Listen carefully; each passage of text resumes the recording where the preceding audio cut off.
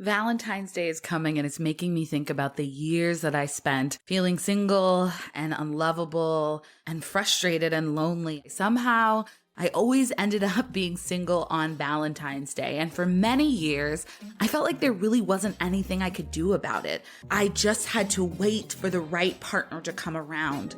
But what really changed things for me was beginning to build a healthy relationship with myself. Once I knew how to love and care for myself, once I knew that I was unconditionally worthy, that is when I attracted a partner who truly loved and cared for me. And I was able to take in the love that he was giving me. So this Valentine's Day, I want to encourage you to focus on building a healthy relationship with yourself, on taking care of yourself and treating yourself well. And I want to invite you to enroll in my online course called Date Yourself, 4 weeks to a healthy relationship with you, to help you do just that. In this course, you will learn how to release self-criticism, truly practice self-compassion, and engage in personalized and sustainable self-care. This program will help you build a loving, caring, beautiful relationship with yourself so that you can have amazing romantic relationships with other people. So whether you're single or partnered, treating yourself to the Date Yourself program is the best gift you can give yourself this Valentine's Day. And in honor of Valentine's Day, I'm offering a special bonus. So if you sign up for the program before midnight on February 14th, you will get access to a live coaching call with me where we'll be talking about dating and relationships. This is going to be a group coaching call, and I'm going to be answering your questions about dating and relationships and sharing all of the wisdom I have gained from my own healthy relationships as well as years of doing couples therapy. You can enroll and learn more by going to unconditionallyworthy.com/date yourself. I hope to see you there.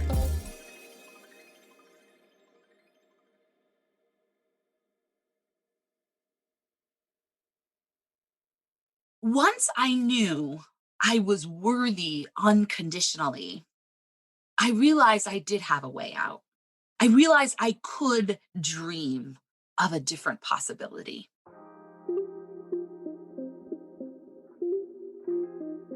Welcome to the Unconditionally Worthy Podcast.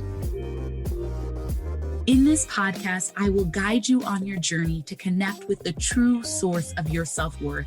Each week, we'll discuss barriers to unconditional self-worth, the connection between self-worth and relationships, self-worth practices you can apply to your life, and how to use self-worth as a foundation for living courageously.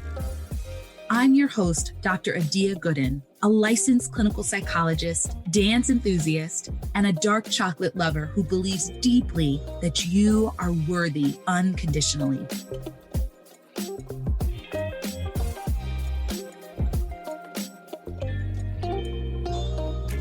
Hello, and welcome to episode 7 of Unconditionally Worthy, the podcast.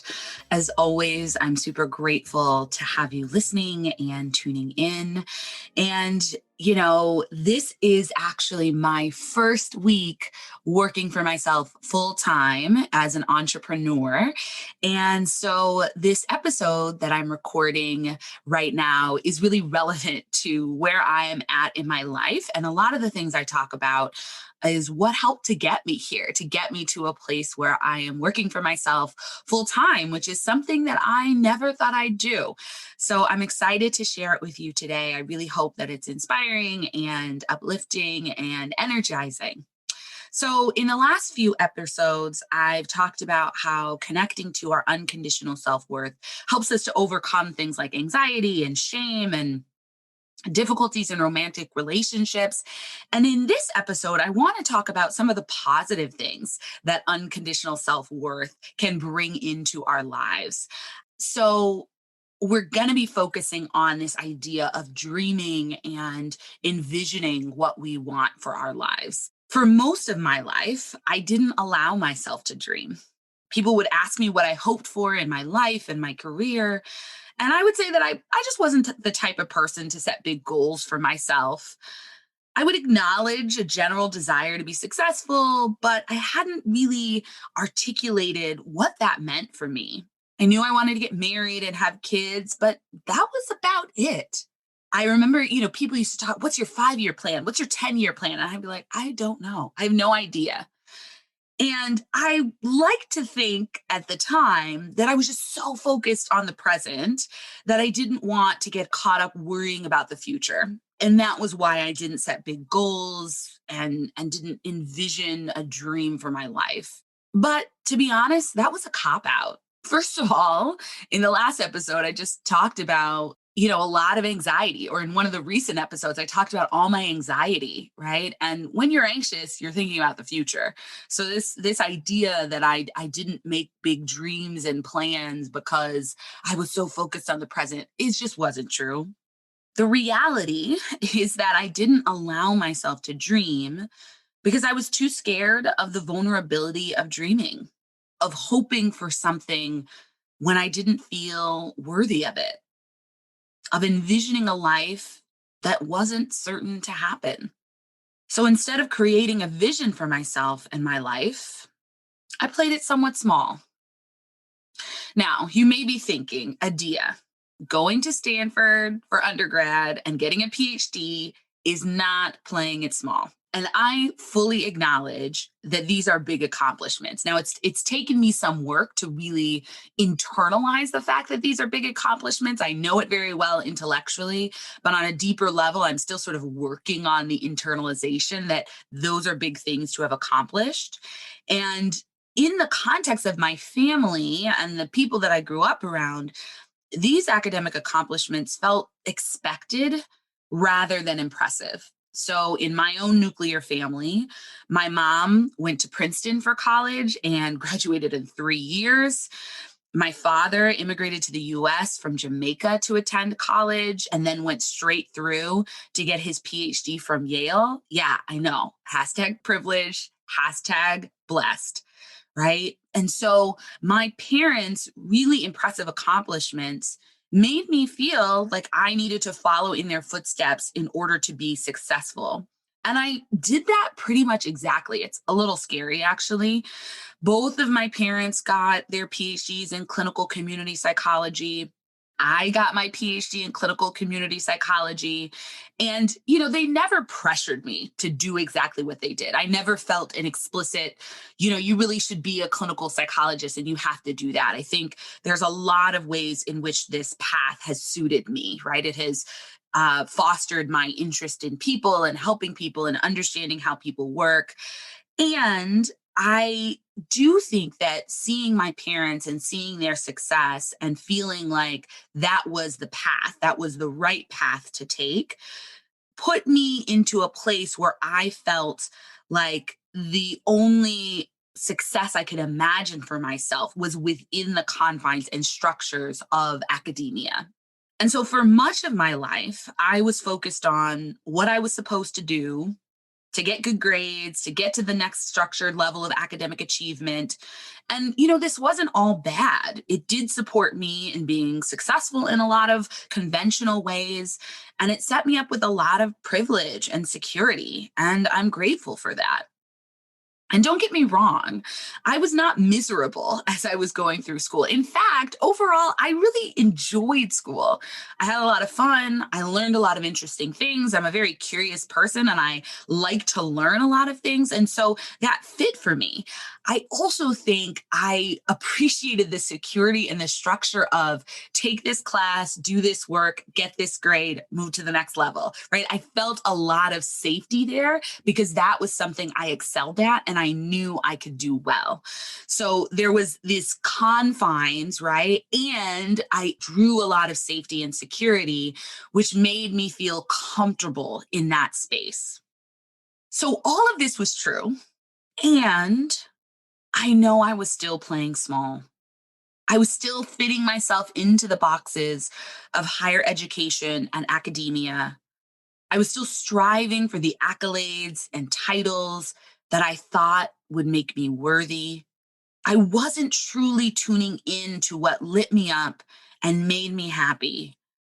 And I didn't take time out to reflect and craft a vision for my life beyond the confines of the conventional. When my focus was on proving that I was worthy and filling the internal void I felt, I did not have the energy to consider what I really wanted for my life. And I couldn't tap into the courage to take the necessary leaps that would be involved in fulfilling any vision I might come up with that was outside of the bounds of academia. So, I want to talk a little bit about how low self worth keeps us from dreaming. Feeling unworthy and trying to prove our worth takes up so much mental and emotional energy and keeps us stuck in a place where we are living for the approval of others. We rarely feel worthy enough to set boundaries, let alone to take the time to really reflect on what we truly want for our lives without feeling we must adhere to the conditions and expectations that other people put on us. This is how we can end up with a life that appears like we have it all on the outside and yet still feel that something is missing on the inside. This happens when we follow other people's visions and dreams for us, or when we follow society's scripts for how success looks in our lives without really considering whether or not it works for us. Even if we know it doesn't work for us, we may not have the courage to step off of that well worn path in order to pursue what we know will truly light us up. So we stay trudging forward on a path we know is not going to a destination where we want to end up. It turned out that this was true for me in some ways. After years of graduate school and then working a job that I really did love, I realized that I was starting to feel bored and I wanted more. So I moved to a different job that had all of the shine and the sexiness of a fancy title and an academic faculty appointment, gold in academia. And I thought that it was the pinnacle of what I was striving for in my career. And I hated it.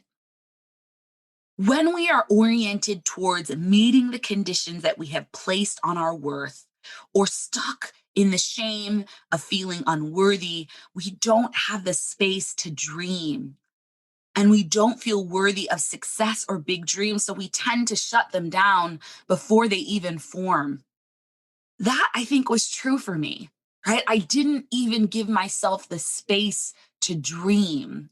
I was so focused on these external conditions, academic success, professional success within academia. I was so focused on that I didn't give myself space to dream. And so I ended up in a place where I was unhappy with the work I was doing, even though on the outside, it looked amazing. It looked fancy. I felt proud to tell people that I was the director of this and I had a faculty appointment, right?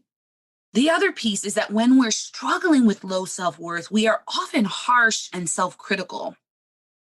So when we do think about what we want for our lives, we will shut those thoughts down with judgment and statements that will never accomplish this or that, or we aren't worthy of the love, joy, and success that we long for. And some of us even have people in our lives who squashed our dreams and made it difficult to allow ourselves to imagine the life we want for ourselves. When we feel unworthy, we use so much energy trying to prove our worth. And this mental energy makes it difficult to have the emotional space to dream and imagine what might be possible for our lives. Additionally, the fear of being unworthy often keeps us stuck trying to please others and receive approval. And when we are living life trying to control what other people think about us, when we are living our lives trying to make sure that we receive that approval and receive that affirmation, we are not truly living for ourselves. So if you're feeling stuck in your life right now, like I was, and you're not sure how to get out of it, I want you to consider whether low self-worth or trying to prove your worth or keeping yourself from dreaming for all of these reasons I've just described, whether that's part of what's contributing to the stuckness. So let's talk about how unconditional self-worth supports us in envisioning a life for ourselves that is beyond our wildest dreams. So let's start with what unconditional self-worth is. You're going to hear me talk about this a lot in the podcast. And hopefully when I repeat this, it continues to resonate. So unconditional self-worth is the sense that you deserve to be alive, to be loved and cared for, and to take up space just because you're human. When we connect to our unconditional self-worth, we can shift our focus from proving that we are worthy through accomplishments and relationship status, and we can focus instead on envisioning and pursuing the life we most desire. At the core, unconditional self-worth is about our relationship with ourselves. When we know we are worthy unconditionally, we are kind and compassionate with ourselves. We forgive ourselves and we trust ourselves. It is this mental and emotional environment where dreams are able to grow and flourish. When we know we are unconditionally worthy, we are able to tap into the courage to dream. We have a safe and healthy relationship with ourselves that makes it safe to be vulnerable with ourselves and to envision the life we most desire. Once I connected to my unconditional self-worth, something began to shift for me. I began to allow myself to dream and create a vision for myself and my life. At first, I started with envisioning small things. And when I began to see those small things show up in my life that I had envisioned, I began to let myself dream bigger. I started to tap into wild, big, bold dreams. You know, the kind that you don't tell anyone because you know everyone won't understand. People will respond saying, well, that's unrealistic. Those types of dreams. A big part of dreaming is affirming what you want for yourself. It involves moving beyond survival and getting by with the bare minimum and moving into a space where you own your wants and desires, where you feel worthy of what you desire. This is a powerful shift. And knowing that I am worthy unconditionally is what helped me to make this change. As I mentioned before, I found myself in a stuck place with my work.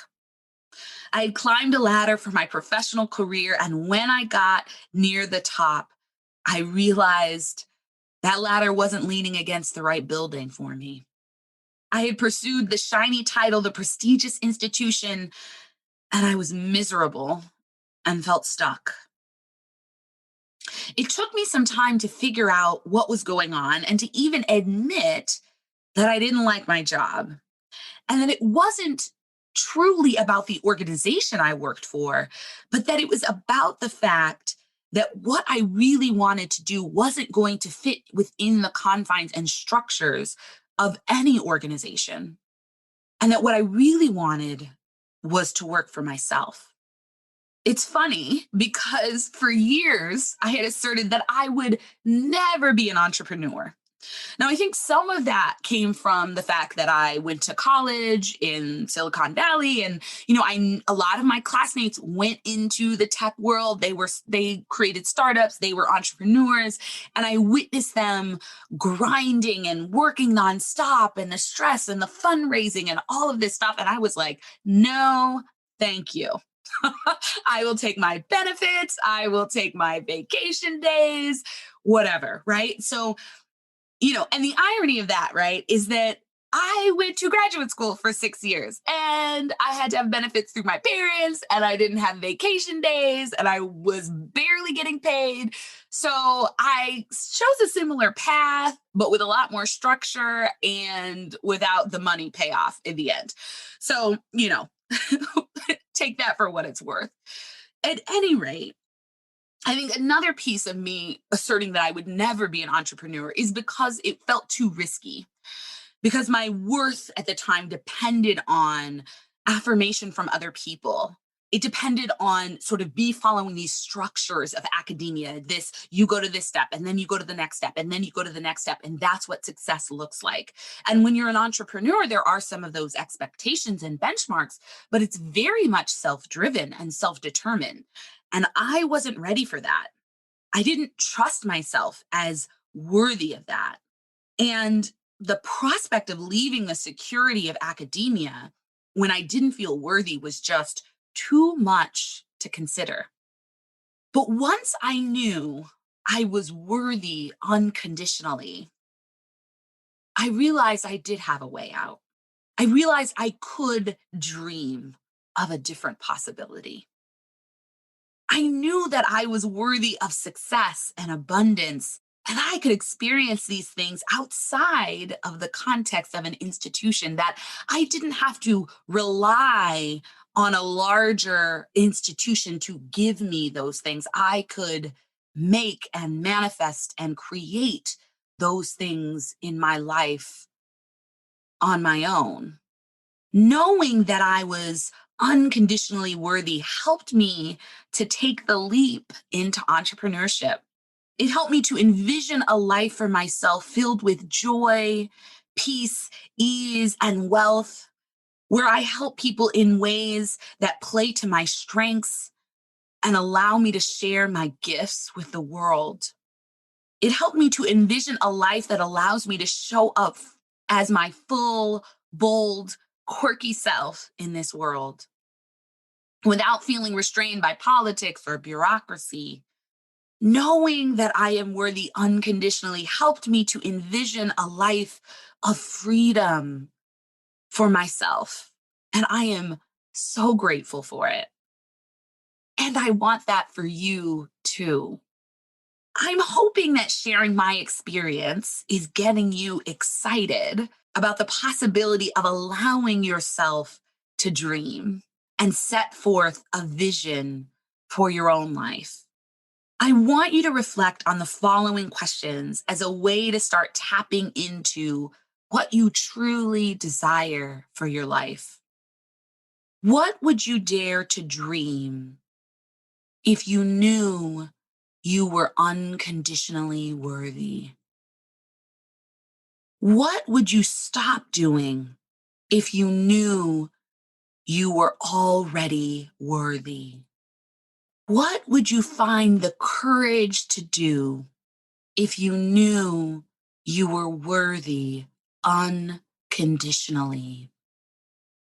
These are powerful questions that I want you to sit with and wrestle with. If you journal, free write your responses to these questions. Write out the first responses that come up without judging or evaluating whatever ideas that arise as possible. If you meditate, give yourself space to meditate on these questions. I love the concept of living the questions, and I encourage you to do that with these questions. Instead of pressuring yourself to have immediate answers, give yourself time and space to consider the answers and allow your internal wisdom to guide you to them as you go through your days. I encourage you to be patient with yourself in this process. For those of us who have spent our lives living for other people and living to prove our worth, this is an adjustment. It's a change. It's a shift. And particularly for women who are often so focused on taking care of other people, of partners, of children, of other family members, of giving and serving and being in service of everyone else, it can take a while to get back in touch with your own wants and desires. So give yourself time. and be patient. And if these questions just feel too big to start, maybe start with some smaller questions like, what would I do today if I knew I was worthy? What would a dream week or weekend look like for me? What would I not do today if I knew I was worthy? I encourage you to start wherever you are. Any step is progress. Be kind and gentle with yourself in this process because dreaming and envisioning the life we most desire is vulnerable. It's a risk even to allow ourselves to dream.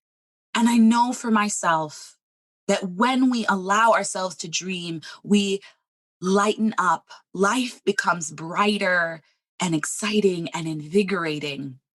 And I want that for you. So I encourage you to take one step, ask yourself one question, and see what that brings up for you. I know the world will be a better place when we can all show up fully. And knowing we are worthy, knowing what we dream for ourselves helps us to do that. Thanks so much for listening this week. Stay tuned for the next episode, which is going to be about the difference between self-esteem and self-worth and why self-worth is more important than self-esteem. See you next episode. Thanks for joining me this week on the Unconditionally Worthy Podcast. Make sure to visit my website, dradiagooden.com, and subscribe to the show on iTunes so you'll never miss an episode. You can also follow me on social media at Dr. Adia Gooden. If you love the show, please leave a review on iTunes so we can continue to bring you amazing episodes. Lastly, if you found this episode helpful and know someone who might benefit from hearing it, please share it. Thanks for listening and see you next episode. This episode was produced by Chris and Tiana, and the music is by Wadaboy.